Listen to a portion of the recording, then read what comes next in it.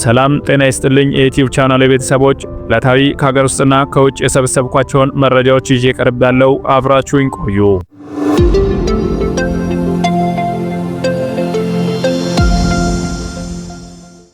ሀቅ ሚዲያና ኮሚኒኬሽን የኢትዮጵያ ኢንሳይደር የበይነመረብ ዜና ምንጭ ዋና አዘጋጅ የሆነው ጋዜጠኛ ተስፋለም ወልደየስ እሁድ ዕለት በጸጥታ ኃይሎች ተይዞ መታሰሩን ማምሻውን ባወጣው መግለጫ አስታውቋል።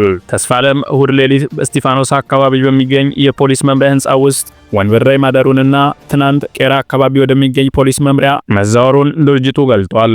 ተስፋለም ዛሬ በአዲስ አበባ ከተማ የመጀመሪያ ደረጃ ፍርድ ቤት ቀርቦ በ15000 ብር ዋስትና እንዲፈታ ተወስኖለት እንደነበረ የጠቀሰው ድርጅቱ ሆኖም መርማሪ ፖሊስ ይግባኝ ይጠይቃሉ በማለቱ ሳይፈታ እንደቀረ ጠቅሷል። ተስፋለም ለእስር የተዳረገው ሐሰተኛ መረጃ በማሰራጨት ወንጀል ተጠርጥሮ እንደሆነ ያመለከተው የድርጅቱ ዋና አዘጋጅ እስር በኢትዮጵያ ኢንሳይደር ስራዎች ላይ ከፍተኛ ተጽዕኖ እንደሚያሳድር በመግለጽ በአስቸኳይ ተፈቶ ወደ ስራው እንዲመለስ ጥሪ አድርጓል ስትል ዋዜማ ገልጻለች። አደባባይ የወጣሁት ህዝቤ እንዲደርስልኝ ነው ስትል አትሌት ገለቴ ቡርቃ ገለጸች። በኢቲቪ አፋን ኦሮሞ ቴሌቪዥን ከሚቀርበው ገመዳ ሾው ጋር ቆይታ ያደረገችው አትሌት ገለቴ ቡርቃ አደባባይ የወጣሁት ህዝቤ ያለውበትን አስቸጋሪ ሁኔታ አውቆ እንዲደርስልኝ ነው ብላለች። ከ800 እስከ ማራቶን ኢትዮጵያን ወክላ በተለያዩ መድረኮች የተወዳደረችው አትሌት ገለቴ ሳላውቅ ትዳሬ እየፈረሰ ነው ብላለች።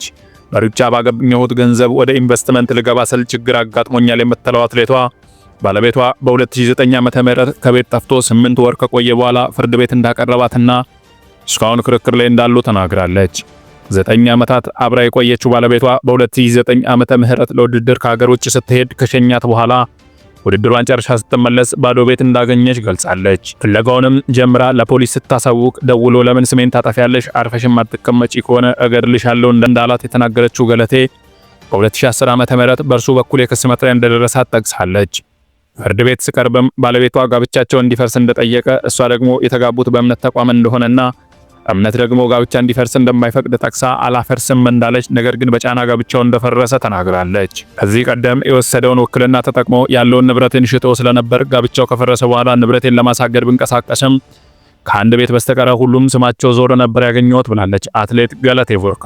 አንዷ የቀረችው ቤትም በ2008 ውክልናው የተነሳባት ቤት እንደሆነ የጠቀሰችው አትሌቷ በተለያዩ አካባቢዎች የሚገኙ 10 ቤቶች፣ 4 መኪናና ሌሎች ንብረቶችን ተሸጠውባት ባዶ እጇን መቅረቷን ተናግራለች።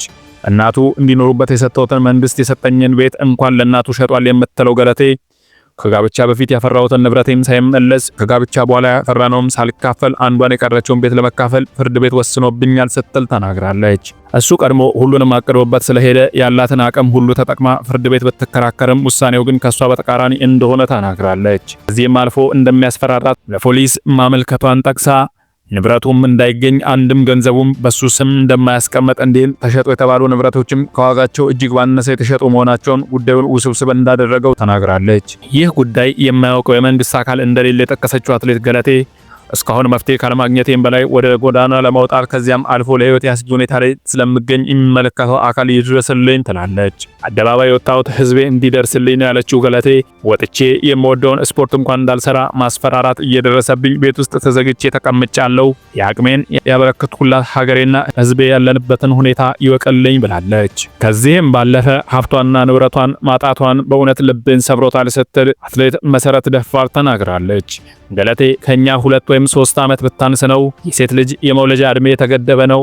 እኔ እንኳን 3 ልጆች አሉኝ። እሷ ግን ይህን ያህል ዘመን ተንከራታ አንድ ልጅ እንኳን ሳታፈራ ጭራሽ ሀብትና ንብረቷን ማጣቷ በእውነቱ ልቤን ሰብሮታል ብላለች። ፍትህ ሊሰጣት ይገባል። እኔም ወደዚህ ፌዴሬሽን የመጣሁት በሴት አትሌቶች ላይ የሚደርሰውን በደል ለመታገል ነው። በነገራችን ላይ በሴቶች ላይ ብቻ ሳይሆን በወንድ አትሌቶችም ላይ እንደዚህ አይነት በደሎች ይደርሳሉ። ወደ ሚዲያው ስለማይወጡ ነው የማይታወቀው። አሁንም ደጋግሜ የምናገረው ፍትህ ለገለቴ እያልኩኝ ነው ብላለች አትሌት መሰረት ደፋር። የጤና ሚኒስቴር በድጋሚ ከርቶናል፣ ስለዚህ የሥራ ማቆም አድማው ይቀጥላል ሲል የኢትዮጵያ ጤና ባለሙያዎች ንቅናቄ ቦርድ ገለጸ። የኢትዮጵያ ጤና ባለሙያዎች ንቅናቄ ቦርድ አባላት ከቀናት በፊት ከጤና ሚኒስቴር አማካሪ ጋር ይፋ ያልሆነ ንግግር አድርገው ነበር። በዚህም መሰረት የጤና ባለሙያዎች ሰኞ ወደ ስራ እንዲመለሱ ቦርዱ በመግለጫ የሚያሳውቅ ከሆነ የታሰሩት ባልደረቦቻቸውን እስከ ማክሰኞ ድረስ ለማስለቀቅና ህጋዊ ጥያቄዎቻቸውን ብዙም ሳይቆይ በጥቂት ጊዜ እንደሚመልስና ለተግባራዊነታቸውን መግለጫው በወጣ ማግስት ተገናኝቶ ለመወያየት በቃል ደረጃ ተስማምተው ነበር። ይሁንና ለዚህም 10 ባለሙያዎች ለውይይት አዘጋጅተን ነበር። የታሰሩት ባልደረቦቻችንን በልባችን በመያዝና መልካም ፍቃድና ኃላፊነት ለማሳየት ከሰኞ ጀምሮ ወደ ስራ መመለሳችንን በማሳወቅ መግለጫ በማውጣት ጥያቄያቸውን አክብረናል። ዛሬ ቦርዱ ያወጣውና ለመሰረት ሚዲያ የደረሰው መግለጫ ንቅናቄው መግለጫውን ይፋ ባወጀ ማግስት ሚኒስቴር መስሪያ ቤቱ አቋሙን ሙሉ በሙሉ ቀይሮታል ብሏል። የታሰበውን ቀጣይ ውይይት በመሰረዝ መስሪያ ቤቱ በራሱ አማካሪ በኩል ለጤና ባለሙያዎቹ ቦርዱ የሚከተለውን መረጃ መስጠቱ ታውቋል። የባልደረቦቻቸውን ከእስር ነፃ ማድረግ ዋስትና እንደማይሰጥ፣ ጥያቄዎቻቸውንም እየታዩ ሊመለሱ የሚችሉ እንጂ በተቀመጠው የጊዜ ገደብ የሚሰጥ መልስ እንደማይኖር፣ ወደ ስራቸው ቢመለሱም ለደህንነታቸውና ላለመታሰራቸው ለማስፈራሪያዎች፣ ቅጣቶችና ዛቻዎች ምንም ማስተማመኛ እንደማይሰጥ አስታውቋል።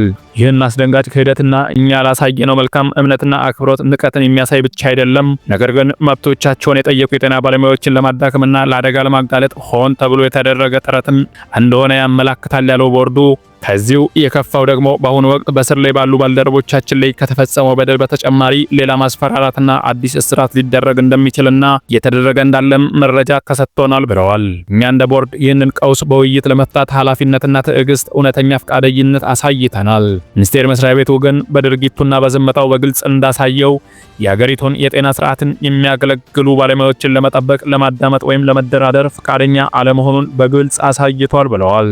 ስለዚህም በመላ ሀገሪቱ የምትገኙ የጤና ባለሙያዎች ይህንን ጥሪ እናቀርባለን በማለት የሥራ ማቆም አድማው እንዲቀጥል ጥሪ አቀርበዋል። ይህ ክህደት መንፈሳችንን እንዲያደፈርስ ሆኖም ቁርጠኝነታችንን እንዲያንቀሳቀስ እናድርግ። የምንታገለው ለራሳችን ብቻ አይደለም። የምንታገለው ለፍትህ፣ ለክብርና የጤና ባለሙያውን ትክክለኛ መብቱን በመጠየቁ የማይቀጣበት ወደፊትን ለመፍጠር ነው። የታሰሩት ባልደረቦቻችን አሁንም በእስር ላይ ናቸው። ብቸኛው ወንጀላቸው ለእውነት መቆማቸው ብቻ ነው። አሁን ደግሞ እነሱ ብቻ ሳይሆኑ እስርና ማንገላታት እንደሚቀጥሉ ተነግሮናል። ይህ ካሁን በኋላ ስለ ፍትሃዊ ደሞዝ ወይም የሥራ ቦታ ክብር ብቻ አይደለም። ይህ ስለ ደህንነታችን፣ ስለ ነጻነታችንና ስለ ወደፊት ሕይወታችን ነው። የጤና ሚኒስቴር የገባው ቃል ዋጋ እንደሌለው አሳይቶናል። ውይይት ያለመተማመን ምንም ትርጉም የለውም። በሐቀኝነት ቀርበን በካህዲነት ተከፍለናል። እኛ ግን ወደዚህ ትግል የገባነው በስነ ምግባርና በታማኝነት ነው። ስለዚህም የሥራ ማቆም አድማው እንዲቀጥል ወስነናል በማለት መግለጫው አስታውቋል። አክሎም በእኛ ጥሪ መሰረት ሰኞ ስራ ልትጀምሩ ያሰባችሁ ውድ ባልደረቦቻችን ከላይ በዘረዘርናቸው መከዳቶች ምክንያት የተነሳ ስራ ከመጀመር እንድትቆጠቡ አበክረን እናሳስባለን ብለዋል። በአርሲ ሀገረ ስብከት የእጁ ወረዳ የኦርቶዶክስ ቤተክርስቲያን ቤተ ክህነት በወረዳው ውስጥ የሚፈጸሙ የክርስቲያን ግድያዎች በአስቸኳይ እንዲቆሙ ለኢትዮጵያ ኦርቶዶክስ ተዋሕዶ ቤተክርስቲያን የአርሲ ሀገረ ስብከት ጽሕፈት ቤት በላከው ደብዳቤ መጠየቁን የማህበረ ቅዱሳን ቴሌቪዥን ዘግቧል። ቤተ ክህነቱ በወረዳው በአንጎደቻ ቅዱስ በዓለወልድ ቤተክርስቲያን ግንቦት 10 እና ግንቦት 27 ቤተክርስቲያኑ አስተዳዳሪ ቄስ ተስፋ ዓለሙን ጨምሮ 4 አማኞች ባልታወቁ ኃይሎች መገደላቸውን በደብዳቤው ላይ መጥቀሱን ዘገባው አመላክቷል። አንድ ግለሰብ ደግሞ በጥይት ተመተው በሕክምና ላይ እንደሚገኙ ቤተ ክህነቱ መጥቀሱን ዘገባው የገለጠ ሲሆን ቁጥራቸው ያልታወቀ ምዕመናንም ታፍነው ወደ ጫካ ተወስደዋል ተብሏል። የመንግስት ሚሊሻዎች ከአካባቢው እንደሸሹና በርካታ ነዋሪዎችም ከቀያቸው እንደተፈናቀሉ እንደሆነም ተገልጧል። ፕሬዚዳንት ዶናልድ ትራምፕ በ12 ሀገራት ላይ ጣሩት የጉዞ እገዳ ተግባራዊ ሆነ። በአሜሪካው ፕሬዚዳንት ዶናልድ ትራምፕ የተፈረመውና በ12 የሀገራት ዜጎች ወደ አሜሪካ እንዳይገቡ የሚገድበው የጉዞ እገዳ በዛሬው ዕለት ተግባራዊ ሆኗል። መመሪያውም ከዛሬ ጀምሮ በሀገራቱ ላይ ተግባራዊ ሲሆን በቀጥታ የታገዱት 12 ሀገራት አፍጋኒስታን፣ ማይናማር፣ ቻድ፣ ኮንጎ፣ ኢኳቶሪያል ጊኒ፣ ኤርትራ፣ ሃይቲ፣ ኢራን፣ ሊቢያ፣ ሶማሊያ፣ ሱዳንና የመን ናቸው። በተጨማሪም አዲሱ መመሪያ ብሩንዲ፣ ኩባ፣ ላኦስ፣ ሴራሊዮን፣ ቶጎ፣ ቱርክሜኒስታን፣ ቬንዙዌላ ላይ ጥብቅ የኢሚግሬሽን ገደቦችን ጥሏል።